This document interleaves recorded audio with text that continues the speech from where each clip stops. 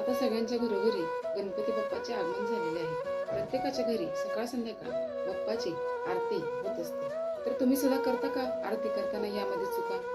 तर सगळ्यात पहिली चूक म्हणजे गणपती बाप्पाची आरती हे आपण देवाची स्तुती करण्यासाठी म्हणत असतो.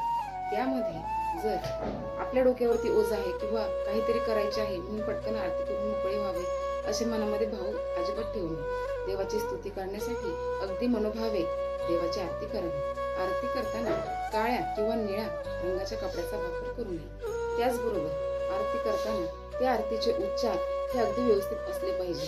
बरेच लोक म्हणायचे म्हणून म्हणतात आणि काय उच्चार आहे याकडे सुद्धा लक्ष देत नाही. त्याचबरोबर आरती करताना आपले मुख किंवा आपली नजर, आपले लक्ष हे फक्त देवाकडे किंवा ज्योतीकडे असले पाहिजे. कारण काही लोक काय करतात की देवाची आरती हातामध्ये ताट असतं आणि ते इकडे तिकडे पाहत असतात. तर असं करायचं नाहीये. अगदी मनोभावे देवाचं रूप पारखत देवाची आरती करायची आहे. आणि आरती म्हणताना देखील ती अगदी शांत उच्चार घेऊन आणि व्यवस्थित म्हणायची आहे. उगीच मोठ्या आवाजामध्ये त्रास होईल अशा पद्धतीने आरती करायची नाही. देवाला जो काही भोग केला जातो, प्रसादासाठी जे काही पदार्थ बनवले जातात त्यामध्ये कांदा आणि लसूण याचा वापर करू नये. कारण कांदा आणि लसूण हे तामसिक पदार्थ आहेत. ते पदार्थ देवाला चालत नाहीत. त्यामुळे जोही पदार्थ बनवाल त्यामध्ये कांदा आणि लसूण नसला पाहिजे.